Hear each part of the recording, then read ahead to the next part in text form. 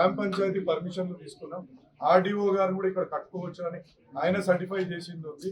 తర్వాత ఇవన్నీ కాదు, హెచ్ఎండిలో జాయిన్ అయింది కాబట్టి ఈ ఏరియా మొత్తం నేను రెగ్యులరైజ్ చేసుకోవాల్సిందిగా వాళ్ళు సూచించినప్పుడు 2015లోనే రెగ్యులరైజేషన్ కోసం సుమారు 90 లక్షల రూపాయలు కూడా ఈ యొక్క సంస్థ ద్వారా కట్టినాం. అది సుప్రీంకోర్టులో కూడా ఆగి ఉంది, ప్రిజుడైజ్ ఉంది. ఎందుకంటే సుప్రీంకోర్టులో ఇవన్నీ రెగ్యులరైజ్ చేయడానికి వాళ్ళు కొన్ని మార్గదర్శకాలు అప్పుడు ఉన్న స్టేట్ గవర్నమెంట్ని అడగడం జరిగింది. వాళ్ళు సబ్మిట్ చేయాలా. ఇంకోటి సుప్రీంకోర్టులో అలానే ఆ ఫైల్ ఉంది. ఆ ఫైల్ వస్తే మాది రెగ్యులరైజ్ కూడా అయ్యే అవకాశం ఉంది. ఇక్కడ ఒకటి ముఖ్యంగా చెప్పాలనుకుంటే, ఇది కంప్లీట్గా మా పట్టా భూమి. ఇందులో ఎటువంటి గవర్నమెంట్ భూమిలో మేము చొచ్చుకెళ్ళింది లేదు. ఇది కంప్లీట్గా మాకు కొనుక్కున్న పట్టా ప్రకారం ఉన్న భూమి కాబట్టి దయచేసి ఇది అర్థం చేసుకోవాలా.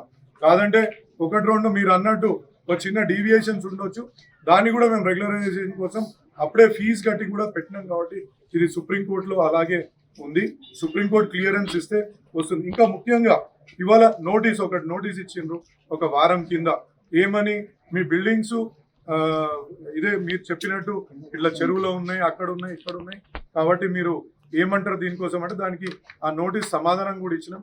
కనీసం మాకు ఒక టైం ఇవ్వకుండా, ఏ రకమైన టైం ఇవ్వకుండా షోకాస్ నోటీస్ ఇచ్చి ఫలానా 15 రోజులలో మేము కూలగొడతాం, ఏదైతే సుప్రీంకోర్టు మార్గదర్శకాల ప్రకారంగా కూడా 15 రోజుల టైం ఇవ్వాలా అనేది కూడా పక్కకు పెట్టి ఇమీడియట్లీ కూలగొట్టడానికి పూనున్నాం. ఇప్పుడు మేము కలెక్టర్ గారి దగ్గరికి వెళ్ళాము. ఒక మాట కలెక్టర్ గారిని రిక్వెస్ట్ చేసుకోవడానికి మాకు అవకాశం ఇవ్వండి, కొంచెం టైం, మేము కోర్టు ద్వారా మీకు సమాధానం చెప్తామంటే అడిషనల్గా 4 జేసీబీలను ఇంకెక్కువ పంపించి, ఎక్కువ పోలీస్ ఫోర్స్ని పిలిపించి, ఆ రూఫులు కొట్టే యంత్రాలను కూడా, వాటిని ఏమంటారు, డ్రిల్లింగ్ మిషన్స్ని కూడా అడిషనల్గా ముందు పొద్దున ఒకటి ఉంటే ఇప్పుడు 4 డ్రిల్లింగ్ యంత్రాలు కూడా తెప్పించి మరీ కొట్టిస్తున్నారు. అది కూడా జడ్జి గారు ఇవాళ ఆదేశించారు కూడా, మీరు మండేకి ఇది నేను పోస్ట్ చేస్తున్నా, అప్పటి వరకు ఆగండి అని స్టాండింగ్ కౌన్సిల్ కూడా వాళ్ళు ఆదేశాలు ఇచ్చినాక కూడా వాళ్ళు ఈ విధమైన చర్యలు తీసుకుంటున్నారంటే ఎంత కక్ష కట్టి ముందుకు పోతుండ్రో మీరు దయచేసి అర్థం చేసుకోవాలా.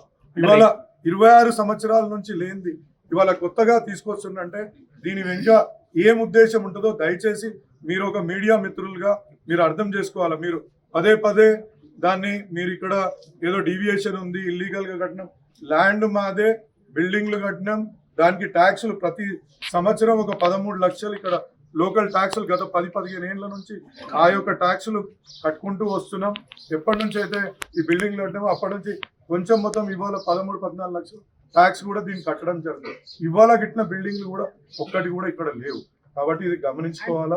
రెగ్యులేషన్ అవకాశం ఇవ్వాలంటే డీవియేషన్ ఉన్నట్టే అంటే అప్పుడు నేను అదే చెప్తున్నా కదా, గ్రామ పంచాయతీ పరిధిలో ఉన్నాను, హెచ్ఎండిఏలో పరిధిలోకి వచ్చినప్పుడు రెగ్యులరైజేషన్ చేసుకోమని ప్రభుత్వం చెప్పింది.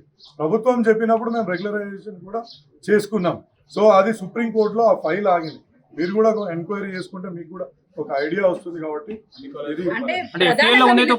ఏంటి అంటే ఈ చెరువుకి సంబంధించినటువంటి ప్రాంతం నూతనంగా నిర్మిస్తున్నటువంటి బిల్డింగ్ విన్నవించుకుంటున్నా ఏంటంటే ఒకటే, ఇంత కక్షపూరితంగా ఇవాళ జడ్జి గారు ఆదేశించిన మీదట కూడా స్టాండింగ్ కౌన్సిల్ గారు, కమిషనర్ గారు కూడా చెప్పినాక కూడా అడిషనల్ గా మెషిన్లు పంపించిండ్రంటే సీఎం ఆఫీస్ నుంచి జరుగుతుందా, ఎక్కడి నుంచి జరుగుతుందో మీరు ఒక్కసారి దయచేసి ఆలోచించాల్సిందిగా మీ అందరినీ కోరుతున్నాను.